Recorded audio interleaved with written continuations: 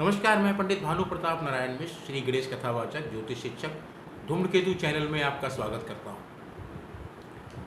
आज हम बात करेंगे फेसबुक के कर्मचारियों की, फेसबुक के कर्ता धर्ता CEO मार्क जकरबर्ग और ट्रंप। आप जानते ही होंगे, अखबारों में पढ़ रहे होंगे, सोशल मीडिया पे देख रहे होंगे कि फेसबुक में अमेरिका के राष्ट्रपति ट्रंप का एक बयान आया। उन्होंने लिखा हुआ था कि जहां हिंसा होती है वहां तो गोली चलती ही है।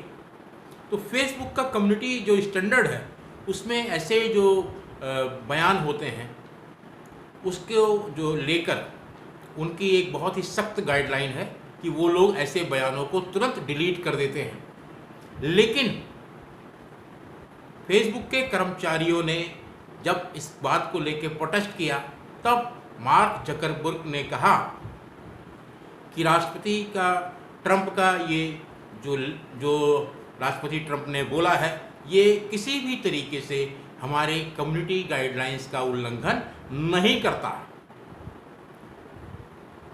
तो इस पर उनके कर्मचारी बहुत नाराज हो गए और ये सुना जाता है, ये सोशल मीडिया पे आ रहा है, अमेरिकन मीडिया में आ रहा है कि मार्क जकरबर्ग की कई बैठक अपने जो सहयोगी हैं वहाँ फेसबुक के जो कर्मचारी हैं उन्होंने इस पे समझाने में कहा कि ये इसमें कोई अनुचित बात नहीं है। लेकिन उन्होंने, जो कर्मचारी हैं फेसबुक के, उन्होंने कहा कि नहीं, राष्ट्रपति ट्रंप की ये टिप्पणी हिंसा को बढ़ावा देने वाली है, हिंसा को सही ठहराने की एक कोशिश है और इसको फेसबुक से डिलीट करना ही चाहिए।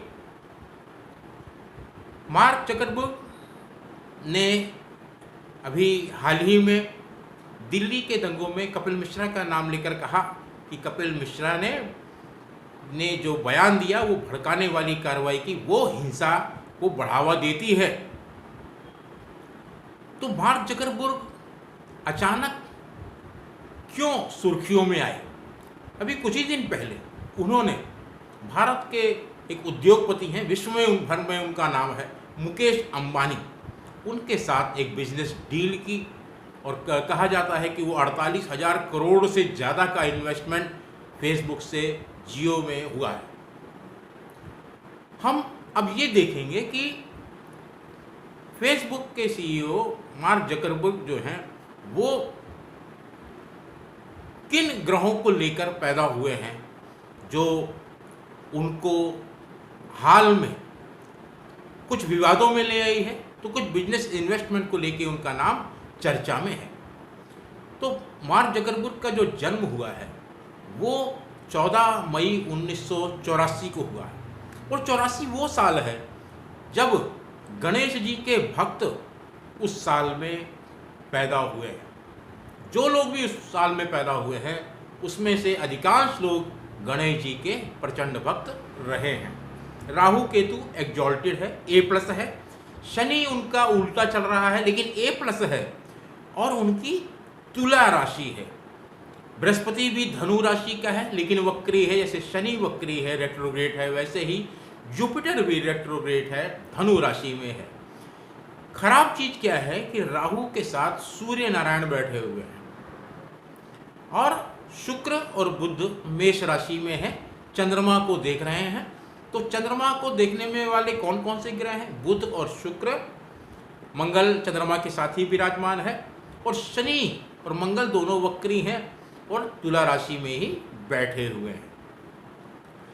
कुंडली के जो भी ज्योतिष का जानकार होगा वो कुंडली देख के बहुत प्रसन्न होगा। और मार्क जकरबर्ग जो है, इनकी उन्नति में उत्तराखंड के नीम करोली बाबा का बड़ा भारी योगदान है, क्योंकि जो स्टीव जॉब्स थे, जब ये बहुत परेशान हुए तो उनसे पूछा उन्होंने कि मैं क्या करूं, मेरा कोई भी काम नहीं हो रहा है।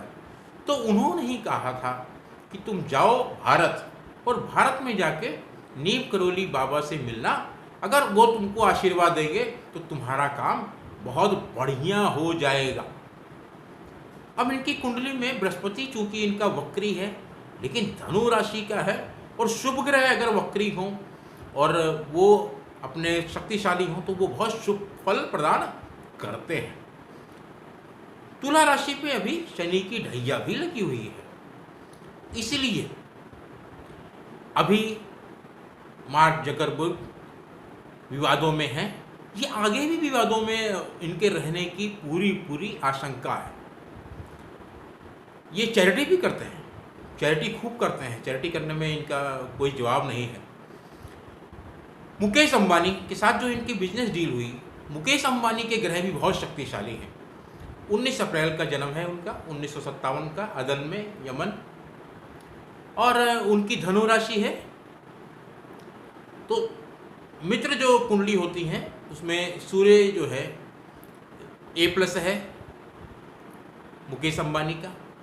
धनु राशि में अभी शनि की 7.5 चल रही है, और मुकेश अंबानी की धनु राशि, मार्क जकरबर्ग की तुला राशि, ये एक बहुत बेहतरीन कॉम्बिनेशन है। ऐसा लगता है कि आने वाले समय में